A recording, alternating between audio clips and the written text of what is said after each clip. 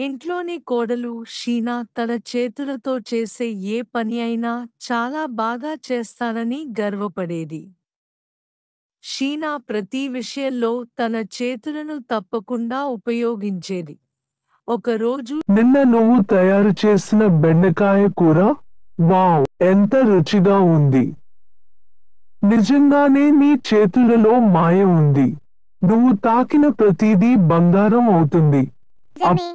నా చేతులతో నే తాకితే ఆ పనిలో ఎప్పుడూ విజయం తప్పదని నాకు తెలుసు. ఆకాష్ అప్పుడు అప్పుడు ఇప్పుడు నువ్వు ప్రతిదీ తాకి బంగారం చేస్తావనుకున్నావా? అందుకే మనం మా పేరుకి మనిని జోడించాలి. షీనా నవ్వుతూ, అసలే అబ్బాయి, అవి మిగతా వాళ్ళ మాటలు. నువ్వు నీ నోరుకు తాళం వేసుకో. ఇంతలో షీనా అత్త పూజ కోసం పూలను సేకరిస్తూ, ఏమి అందమైన గులాబీలు, దేవుడు మన పూజకు ఆనందంగా ఉంటాడు. షీనా గర్వంగా, నేను నాటిన మొక్కలే ఇవి. నా చేతుల్లో ఎప్పుడూ చెడిపోదు. అవును, కొడుకు. అందుకే నీ నాన్న నీకు ఇలాంటి మంచి కోడలిని కోరాడు.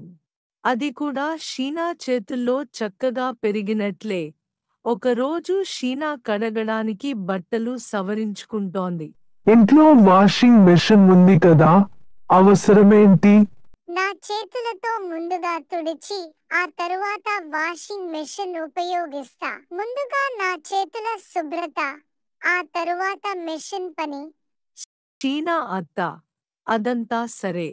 కానీ ఈ సోఫా పైకి ఎక్కి చేతులతో ఫ్యాన్ తిప్పుతున్నావా?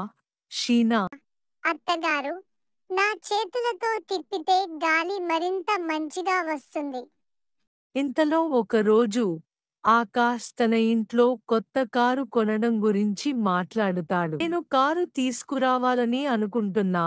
షీనా అత్త, వద్దులేదు. కొత్తగా రాబోతున్నప్పుడు స్టీరింగ్ నా చేతుల్లోనే ఉండాలి. మరుసటి రోజు అందరూ షాపుకి వెళ్లి కారు చూడటానికి వెళ్తారు.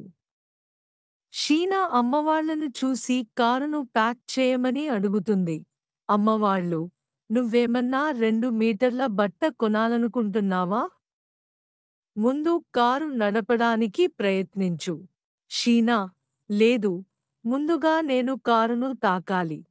ఆ తరువాత షీనా స్టీరింగ్ పట్టుకుని కారును ప్రారంభిస్తుంది.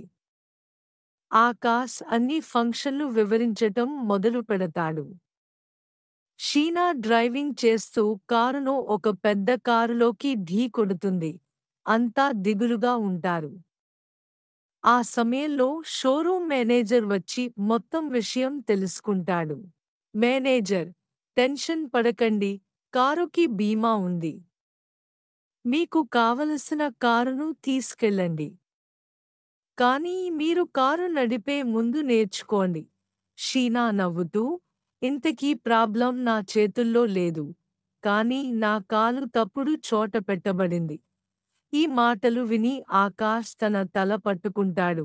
అత్తమ్మ ముఖాన్ని తన చేతులతో కప్పుకుంటుంది. మరి మేనేజర్ షీనాను సర్ది చెప్పేందుకు చేతులు జోడిస్తాడు.